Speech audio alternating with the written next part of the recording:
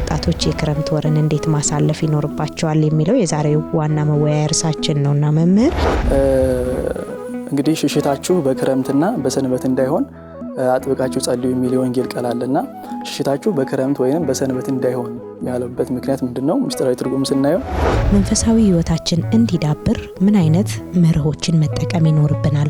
በተለይ የረፍት ሰዓት እንደመሆኑ መጠን የተደበቁት አዋፍ የሚወጡበት ነው። ፍሬ ለክረምቱ አልፏል ብለው ወደ ባት ልክ እንደ አዋፋት ባት እንደሚገቡት ሰው ሱባኤ እየገባ ወጣቶች በተለይ ሱባኤ እየገቡ ንስሐ እየገቡ ህይወታቸውን የሚያድሱበት የሚለውጡበት ወደ በዓት የሚገቡበት ሱባኤ የሚገቡበት እኛ ኢደን እንድንጠይቃቸው እንድናንኳኳ የሚፈልጉ ብዙ በሮች አሉና እንደው መምህር ከዚህ ጋር ከበጎ ፍቃድ አገልግሎት ጋር አያይዘን ወርሃ ክረምትን እንዴት ማሳለፍ ይኖርብናል? የድሃውን እጅና ቤተ መቅደስ ውስጥ ያለውን መስዋዕት መሰዊያውን እሱን ሁለት ዘቶ አልተርስ ሁለቱ መሰዊያዎች ያላቸው አሜን ከማለት ባሻገር እኛ ኦርቶዶክሳዊ ወጣቶች ሰንበት ትምህርት ቤት ብንገባ ምንድነው አስተዋጽኦአችን የሚለው እንዲያውቁት። የተከበራችሁ ተመልካቾቻችን የዛሬው የአውደ ወራዙት መርሃ ግብራችን አልተቋጨም። ክፍል 1 ይህንን ይመስላል። በቀጣይ ሳምንት ክፍል 2ን ይዘንላችሁ እንቀርባለን።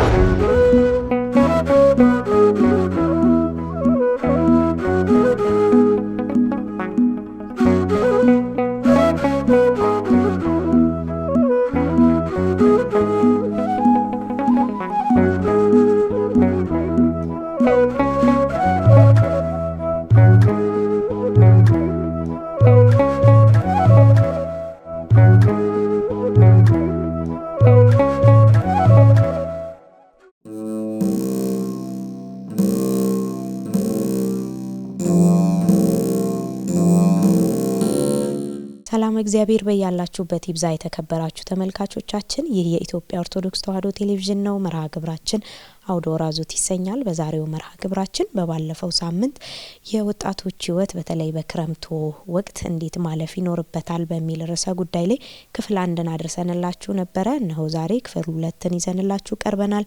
እስከ መርሃ ግብሩ ፍጻሜ ድረስ አብራችሁን ቆዩ።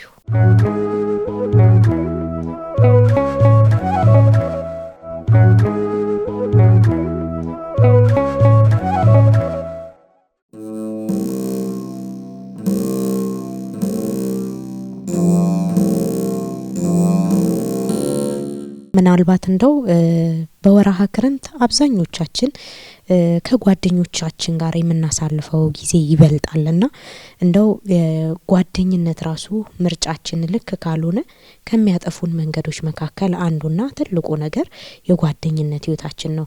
ጓደኝነት ላይ መሰረት ያላደረገ ህይወት መጥፊያችንም ሊሆን ስለሚችልና ምናልባት ከጓደኞቻችን ጋር ያለ ግንኙነት በምን አይነት መንገድ ሼፕ ማድረግ እንችላለን ወይም ደግሞ መንገድ መሰረት ማስያዝ እንችላለን? ጓደኝነት በጣም ትልቅ ነገር ነው። ባልንጀራነት እግዚአብሔር ሲያድል መልካም ባልንጀራ ይሰጣልና ወደ እግዚአብሔር የሚያቀርብ ብዙ ጊዜ ግን ኦርቶዶክሳዊ ወጣቶች ጓደኛን ወይንም ደግሞ የጓደኝነት መስፈርት ምን አይነት ጓደኛ መያዝ እንዳለባቸው ብዙ ጊዜ አያውቁትምና መስፈርቱ ግን ኦርቶዶክሳዊ ወጣት ጓደኛ መያዝ ሲፈልግ የመጀመሪያው ፈሪሃ እግዚአብሔር ያለው ሰው እንዲሆን ቢያደርግ መልካም ነው። ምክንያቱም አንተን የሚፈሩ ወንድሞች ናቸው ባልንጀሮች ናቸው እንዳለ መጽሐፍ። እግዚአብሔርን የሚፈራ ሰው የመጀመሪያ መስፈርት ቢደረግ መልካም ነው። ጓደኛን ለማበጀት ለመስራት እግዚአብሔርን የሚፈራ ሰው መያዝ መልካም ነው። ምክንያቱም አንዳንዶቻችን በጣም ደካማ ነን። ክፉ ባልንጀራነት መልካሙን አመል ያጠፋዋል ይላልና መልካም ጸባይ ያላቸው ልጆች በክፉ ባልንጀራነት ውስጥ ሲሆኑ የራሳቸውን አመል ይለውጣሉ። እንሰራዋለን ብለው የሄዱ ሰዎች እነሱ ተለውጠው በዛው የሚቀሩበት ሁኔታ አለ። መስራት ከቻሉ መልካም ነው። ነገር ግን መስራት የማይችሉ ከሆነ ወደ እግዚአብሔር ማቅረብ የማይችሉ ከሆነ ያን ጸባይ የማይለውጡ ከሆነ ራሳቸውን የሚመስል ሰው ባልንጀራ ራሳቸውን የሚመስል ጓደኛ እዛ ላይ ቢያተኩሩ መልካም ነው። ምክንያቱም በጣም ከባድ ነው። ቅዱስ ዳዊት ምን ይላል? አድኅነነ እግዚኦ እስመ አልቀሄር የሚለውን የመዝሙር ዮሐንስ አፈወርቅ ሲተረጉሙ ምን ያለ? ቅዱስ ዮሐንስ አፈወርቅ አድነን እግዚኦ እስመ ኃልቀሄር አቤቱ ደግ ሰው አልቋልና አድነኝ አለው። እኔ መልካም ነኝ ሌሎቹ ደግሞ ክፉ ናቸው እያለ ሳይሆን በዙሪያዬ ክፉ ሰው ስላለ በዙሪያ ያሉ ሰዎች ክፉ ስለሆኑ መልካም እያደረጉ ስላልሆነ እነሱም እኔም በእነሱ ተጽዕኖ ስር ልሆን ነው አቅቶኛል። እኔን የሚመስል መልካም ሰው ፍጠርልኝ፣ ብቻዬን ሆኛለሁ። በዙሪያ ያሉ ሰዎች እንዳለ ክፉ ናቸው። በጭፈራው በመጠጡ በተለያየ ነገር ዓለማዊ ነገር በማድረግ ነው የሚኖሩት እና እሱ ብቻውን ነው እና አነ ቀናይኩ ሰላሙም ለአማጽያን የአማጽያን ሰላማቸው አስቀናኝ ይላል። እንደነሱ ሊሆን ነበር። ተጽዕኖውን ተመልከች በዙሪያ ያሉ ሰዎች እና ተንተንኩ ለወድቆ እግዚአብሔር አንሳኒ። ነገር ግን የነዚህን ሰዎች መጨረሻ ሳላይ አልሄድም ብሎ ወሰነ። እግዚአብሔር ጠበቀኝ አዳነኝ አለና በዙሪያችን ያሉ ሰዎች ተጽዕኖ ያቻ ግፊት የሚባለው እሱ ይቀይራል። መጥፎ ነውና ብቸኝነት መጥፎ ነው። በተለይ በመንፈሳዊ ህይወትና ኢንቫይሮንመንት ያስፈልጋል። መንፈሳዊ ኢንቫይሮንመንት የተስተካከለ መንፈሳዊ አትሞስፌር መፍጠር አለብንና እንደዛ ካልሆነ ከባድ ነው። ምክንያቱም ቅዱስ ጳውሎስ ደግሞ ፍቅርንና መልካም ነገርን ለማድረግ እርስ በርሳችን እንተያይ ይላልና እንኳን ዮሐንስ አፈወርቅ ምን ይላል? እንኳን በሃይማኖት ይቅርና በረጅም መንገድ ላይ አንድ ሰው ብቻውን ሲሄድ ይከብደዋል ይላል፣ ሊመለሱለት ይችላል ይላል እና የእህትነትና የወንድምነትን አይዞህ መባባልን እንደ ትንሽ ነገር አንቁጠረው ይላልና የሚደግፍ ሰው መንፈሳዊ ህይወትን የሚያጠነክር ና እናስቀድስ፣ አረ ና እንቁርብ፣ ዛሬ ና ንስሐ እንግባ እንጂ ና ገዳም እንሂድ የሚል ጓደኛ ያስፈልጋል። ምክንያቱም እንዲያጠነክርልን፣ ምክንያቱም መልካሙን አመል ይለውጠዋል ስላለ የመጀመሪያው መልካሙን አመል እንዳያጠፋው። ስለዚህ የምንመርጠው ጓደኛ እግዚአብሔር የሚፈራ ሰው መሆን አለበት፣ ምርጫችን መሆን አለበት ማለት ነው። ስለዚህ ምርጫችንን ማስተካከል አለብን። ይሄ ደግሞ ያን ያክል ከባድ አይደለም ማለት ነው። ስለዚህ ግን እግዚአብሔር በእነዚህ ሰዎች ዙሪያ እግዚአብሔርን በሚፈሩ ሰዎች ዙሪያ የሚያደርገን መልካም ነው። ስለዚህ የመጀመሪያው እግዚአብሔርን የሚፈራ ሰው ቢሆን መልካም ነው ለምርጫቸው ብዬ አስባለሁ።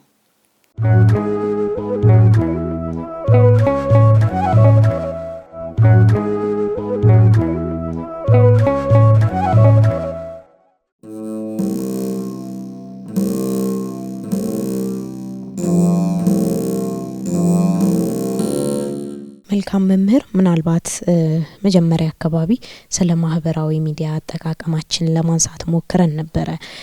እንደው ምናልባት የማህበራዊ ሚዲያ አጠቃቀማችን በክረምት ወር ሰፋ የሚል ይመስለኛል፣ ሰፊ ጊዜውን የሚወስድ ይመስለኛል። ብዙዎቻችን በዚህ ሰዓት ከማህበራዊ ሚዲያ መጠቀም የራቅን አይደለንምና ከህፃናት ከልጆች ጀምሮ እስከ እናት አባቶቻችን ድረስ ስልኮቻቸውን ሳያዩ በስልኮቻቸው አንዳንድ ነገሮችን ሳይፈጽሙ የሚውሉበት ጊዜ ላይ አይደለም ያለነውና ይሄ ነገራችን መንፈሳዊ ህይወታችን ላይ ብቻ ሳይሆን ማህበራዊ ህይወታችን ላይም ተጽዕኖ ያመጣብን ይገኛልና ምናልባት በዚህ ሰዓት ወጣቶች አንዳንዴ ሶሻል ሚዲያው ላይ መጠመዳችን በራሱ ገለልተኝነት ስሜት እንዲሰማን የሚያደርገዋል፣ ብቸኝነት እንዲሰማን እዛ ላይ የምናየው ህይወት እንዲኖረን የምንፈልግበትና አብሮን ካለ ከቅርባችን ህይወት ይልቅ በሩቁ በእነሱ የምንመለከተው በስክሪኑ ላይ የምናየው ነገር የምንናፍቅበት አጋጣሚ እየበዛ ነውና ያ ደግሞ እኛነታችንን እየሰረቀብን ይገኛል። የማህበራዊ ህይወት ተጽዕኖ በጣም ከባድ ነው። ከሰው መገለል ከማህበረሰብ መገለል በራሱ የሚያመጣው ደግሞ ራሱን የቻለ ተጽዕኖ አለውና እንደው የዚህ የማህበራዊ ሚዲያ አጠቃቀማችን በተለይ ለወጣቶቹ አምራቹ ክፍል የሚባለው ወጣቱ ነው። በዚህ ሰዓት ነገ ቤተክርስቲያን የምታርፈው በዚህ ወጣት እጅ ላይ ነው፣ በጻኑ በተተኪዎቹ ትውልድ ላይ ነውና እንደው ምን ድረስ መሆን ይኖርበታል የማህበራዊ ሚዲያ አጠቃቀማችን በራሱ? መልካም እንግዲህ አሁን ላይ በጣም ሁሉ ነገር ዲጂታል ሆኗልና በስራም ቢሆን ዓለማዊ ስራ ቢሆንም ወደ ዲጂታል እየዞረ ሁሉ ነገር ዲጂታል እየሆነ ነውና በተለይ እጃችን ላይ ያለው ስልካችን በጎ ጎንም አለው መጥፎ ጎንም አለውና ነገር ግን አልፎ ተርፎ ቤተ መቅደስ ገብቶ ማህሌት ገብቶ መንፈሳዊ ህይወታችን ሲያውከው እናያለን። ዲጂታል ፋስቲንግ የሚባል ነገር አለና እሱ እንደው ከቅጽረ ቤተ ክርስቲያን አልፎ ማየታችን በጣም የሚገርም ነው አሁን ላይና ነገር ግን መንፈሳዊ ህይወታችን ላይ ማህበራዊ ህይወታችን ላይ የሚያመጣው ተጽዕኖ ምንድነው የሚለውን ስንመለከት ማህበራዊ ተጽዕኖ ልክ ቅድም አንቺ እንዳነሳሽው መደበቂያ ሆኗል። አሁን ራስን ማግለያ ሆኗል። ማህበራዊ ህይወታችን እንዳንኖር ሆኗል። ይሄ ደግሞ ክርስቲያናዊ ጠባያችንን እየሸረሸረው መጥቷል። ምክንያቱም የኛ ፐብሊክ ወርሺፕ ነው ያለን። በእርግጥ ከሱ ጋር ላይገናኝ ይችላል፣ ግን ማህበራዊ ህይወት ክርስቲያን ማህበራዊ ነው። ክርስቲያን ሲጀምር ማህበር ነው። ምክንያቱም የመጀመሪያዎቹ ክርስቲያኖች ቤተክርስቲያን ሲባል አንዱ ማህበር አይደለ? ይሄ ኮንግሪጌሽኑ ጥምረታችን አይደለ? ያ ነገር እዛ ውስጥ ገብቶ ተጽዕኖ መፍጠር የለበትም በዚህ ልክ። ምክንያቱም መጠያየቅ ያስፈልጋል። ክርስቲያን የት ወደክ የት ነህ ወንድሜ እህቴ መባባል ያስፈልጋል። ያን ነገር የሚያስቀርብልን ከሆነ ክርስትናችን ጥያቄ ውስጥ እየገባ ነው ማለት። ምክንያቱም ቦታ አለው። ምክንያቱም ቅድም እንዳነሳሽው ሁሉም ሰው የራሱን ስልክ ይይዛል። ማህበራዊ ህይወትን አቁሞ የራሱ ግላዊ ህይወት አለው። ምክንያቱም ስክሪን ውስጥ ካሉ ሰዎች ጋር ነው ማህበር የፈጠረው። ግን የኛ ህይወት ምንድነው? ታንጂብል የሆነ ተጨባጭ የሆነ ነገር ነው። በአካል የሚሰራ ነው። የኛ ክርስቲያናዊ ህይወት አካላዊ ነው፣ የሚታይ ነው። ለምሳሌ አሁን ስልኬን ለበጎ ተጽዕኖ ነው የምጠቀምበት ልትይ ትችላለሽ። ለምሳሌ ዩቲዩብ ላይ ገብቼ ስብከት ነው የማይበት ልትይ ትችላለሽ። ላይቭ ላይ ጸሎት አለ። ሁሉ ነገር በቃ ዲጂታል ሆኗል። እግዚአብሔር ይፍታ ትበያለሽ። ላይቭ ላይ ጸሎት አለ፣ የውዳሴ ማርያም አለ፣ ትምህርት አለ። ሁሉ ነገር ዲጂታል ሆኗል። መልካም ነው ይሄን። ምክንያቱም ሌላ ነገር ከማየት ይሄን ነገር ቢደረግ መልካም ነው። ነገር ግን አሁን ይሄ እንደዚህ አይነት ሁኔታ የሚፈጥርብሽ አለ። ለምሳሌ ውጭ ሀገር ስትሆኚ ምናምን ሰው ሳታገኝ ካህን ሳታገኝ ስቀሪ ልትጠቀሚች ትችላለሽ። ግን ሁሉ ነገር ቤተክርስቲያኑ እያለ አውደ ምሕረቱ እያለ ታቦቱ እያለ ካህኑ እያለ በአካል ዲጂታል ማድረጉ ያን ያክል አስፈላጊ ነው ወይ የሚለው ነገር ማሰብ ያስፈልጋል። ምክንያቱም ቀድሞ ገና ይሄ ዲጂታል ሳይመጣ አሁን እጸልያለሁ ወይንም እማራለሁ በስልኬ እኮ እማራለሁ ሊል ይችላል አንድ ሰው። ነገር ግን ዲጂታል ሳይመጣ ቴክኖሎጂ ሳይመጣ አባቶቻችን ክንፍ ያወጡት ዲጂታል ሳይመጣ ነው። በዩቲዩብ ተምሮ አይደለም። እነሱ ምንም ነገር ዲስትራክት የማያረጋቸው ነገር ነበር፣ አያረጋቸው ነበር ያኔ ምንም ነገር። አቡነ ገብረ መንፈስ ቅዱስ፣ አቡነ ተክለ ሃይማኖት በዛ ዘመን ምን ነበር? የቀድሞ ክርስቲያኖች ምን ነበር? ዲጂታል ነው እንደዛ ያረጋቸው፣ ፐርፌክት ያረጋቸው፣ እስከ ፍጹማን ደረጃ ክንፍ እስከሚወጡ ያደረሳቸው ቴክኖሎጂን ተጠቅመው ነው አይደለም፣ ባለመጠቀማቸው። ምክንያቱም ቴክኖሎጂ የምትጠቀሚበት ሌላ በራሱ አለ፣ ግን መንፈሳዊ ህይወቱ ውስጥ ግዴታ አይደለም። እንደውም ተጽዕኖ በጎ ተጽዕኖ አለው፣ ግን መጥፎ ተጽዕኖን እያየን ነው። ምክንያቱም ዲስትራክት ያደርግሻል፣ ኮንሰንትሬት እንዳትሆኝ ያደርግሻል። በጸሎት ሰዓት ሙሉ ማታ ለምሳሌ አንድ ሰው ከ1 ሰዓት እስከ 2 ሰዓት ሶሻል ሚዲያ ላይ ቆይቶ 2 ሰዓት ላይ ልጸልይ ቢል መጸለይ አይችልም። ሀሳብ ሙሉ ይመጣበታል። የሀሳቡ አንዱ ለጸሎታችን መሰናክል ሆኖ እናገኘዋለን። አይምሯችን ጥራት ይፈልግ። ምክንያቱም ሶሻል ሚዲያ አንድ ነገር አናይም፣ በጣም ብዙ ነገር ነው የምናየው። ያ ነገር አይምሯችንን በጣም ሾርት እያደረገው ይመጣል፣ መንፈሳዊ ህይወታችንን እያሳጠረው ይመጣል። እና ቢቻል ለምሳሌ ቅድም እንዳነሳ ነው በክረምት ቻሌንጅ ጀምሮ ሰው በቃ ሶሻል ሚዲያ አለመጠቀም። ምክንያቱም መረጃዎችን በሌላ በተለያዩ ነገር ማግኘት ይቻላል። ነገር ግን ቁርጥ አድርጎ ሶሻል ሚዲያ ማራቅ፣ ሰላሙን መመለስ። ምክንያቱም የበፊቱ ሰላማችን አሁን የለም፣ ወስዶታል።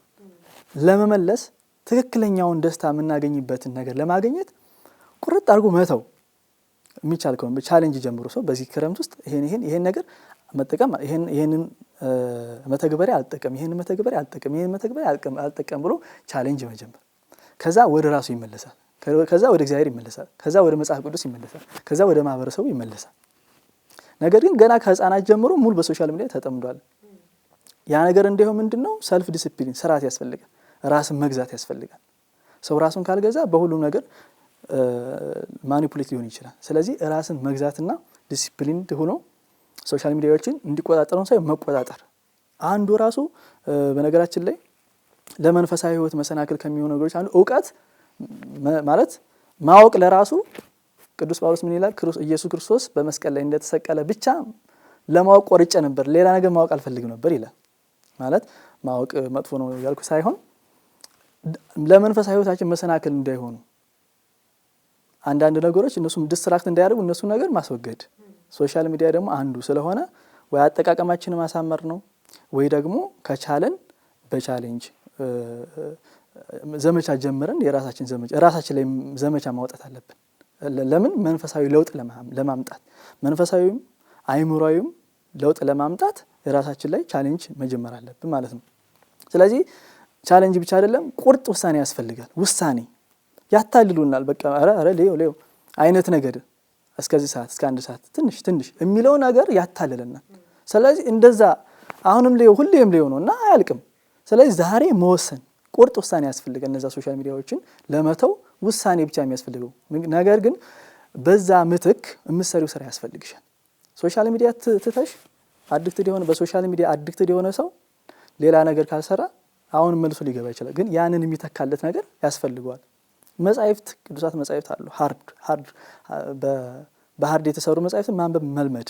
ምክንያቱም በሶፍት ስናነብ የሚመጡ ሌሎች ነገሮች አሉ። ኖቲፊኬሽን ይመጣል፣ በዛው እንቀራለን ገብተን። ስለዚህ ቻሌንጃችንን ሊያቋርጥብን ስለሚችል በዲጂታል ያለው ነገር ትተን በሃርድ ያሉ መጻሕፍቶች ማንበብ፣ ቅዱሳት መጻሕፍትን መለማመድ፣ መጽሐፍ ቅዱስን፣ ዳዊት፣ የተለያዩ ቅዱሳት መጻሕፍት አሉ። አዋልድ፣ ግዕዙን ለማወቅ መሞከር ለበዚህ እንዲቻል እንደ ክረምት ማለት ነው እንግዲህ እና በዛ መልኩ መተካት ያስፈልጋል። እንደዛ ካልሆነ ወስነን ቆርጠን ብቻ እምንተው ሌላ ነገር ማንሰራ ከሆነ ተመልሰን እንዳንመጣ ያደርገን እንድንመጣ ስለሚያደርገን ያን ነገር የሚተካ ነገር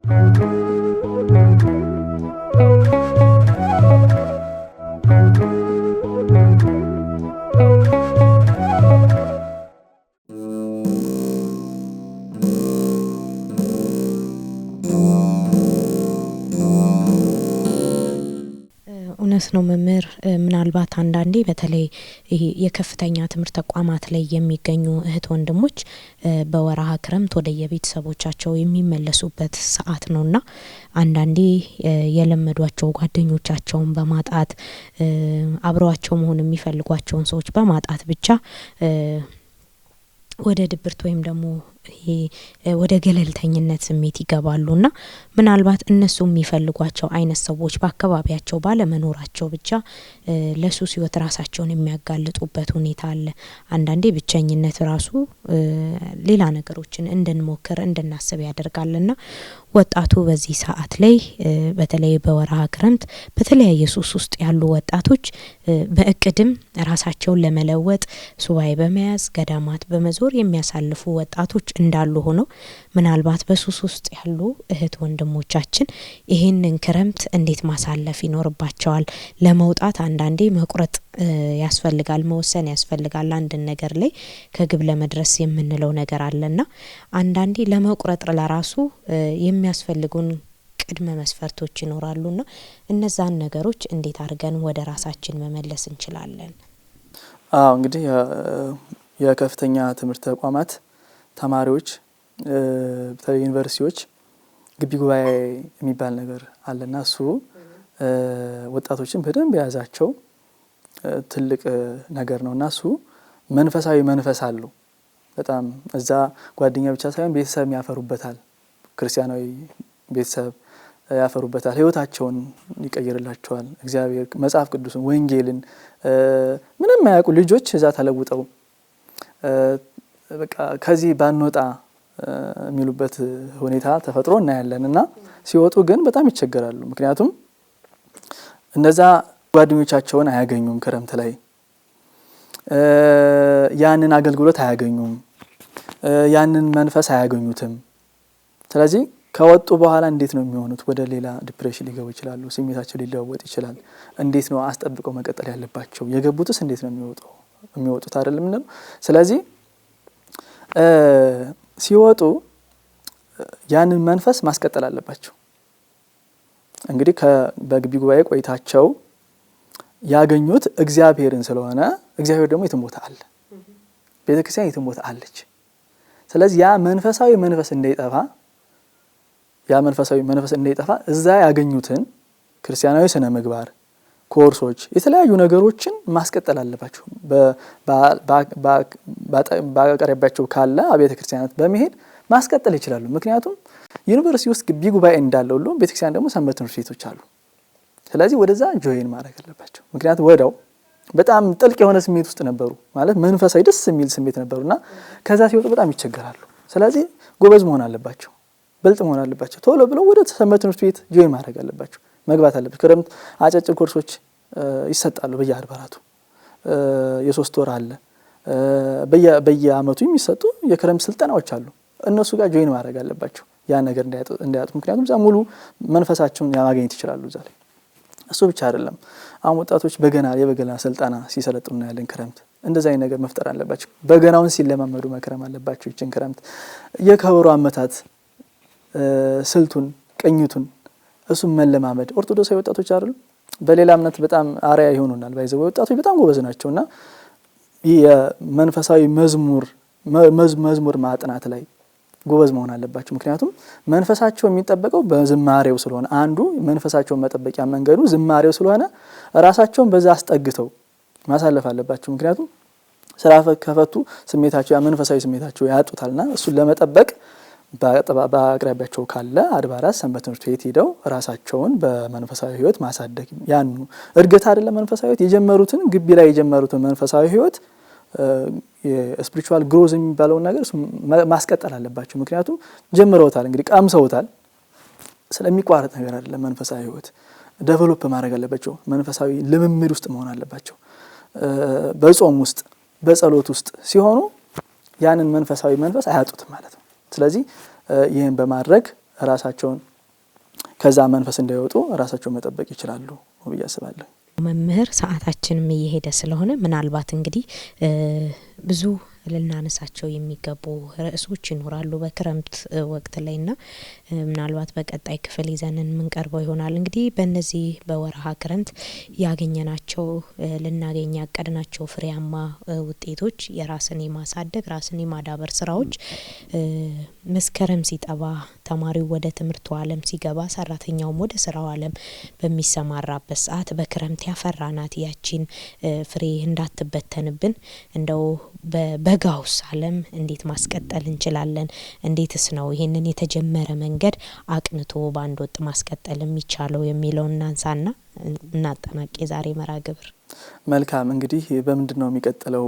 በምንድነው ወጣቶች እስካሁን ድረስ በክረምት ዴቨሎፕ ያደረጉትን ነገር በምንድነው የሚያስቀጥሉት የሚለውን ስናይ ቅዱስ ዳዊት የተናገረው ኃይለ ቃል አለና በምንት ያረት ወሬዛ ፍኖቶ ወጣት መንገዱን በምን ይጠብቃል ያቀናል ያነጻል የሚል ነገር በአቂበ ትእዛዝከ ህግን በመጠበቅ አንደኛ ክረምት ላይ የነበረውን ቻሌንጅ በማስጠበቅ በትንሹም ቢሆን ከመስከረም በኋላ በብዙ ነገሮች ሰዎች ቢዚ ቢሆኑም ባላቸው ነገር በትንሽ ክረምት ላይ የነበረውን ቻሌንጅ ማስጠበቅ ማስቀጠል ጽናት ይፈልጋልና ያን ነገር በጽናት ማስቀጠል ማለት ነው። ሌላው እንግዲህ ብቸኝነት መጥፎ እንደሆነ ቅድም አይተናልና ከመልካም ጓደኛ ባሻገር ደግሞ ንስሐ አባት ያስፈልጋል።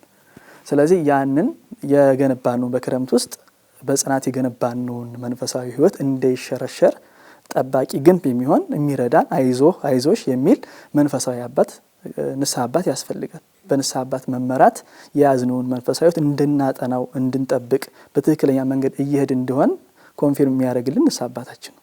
በንስሐ አባት መመራት ያስፈልጋል። ስለዚህ በክረምት የተለማመድነውን የገነባነውን ቻሌንጅ ማስቀጠል ዘመቻውን ማስቀጠል በትንሽ ማቋረጥ አያስፈልግም።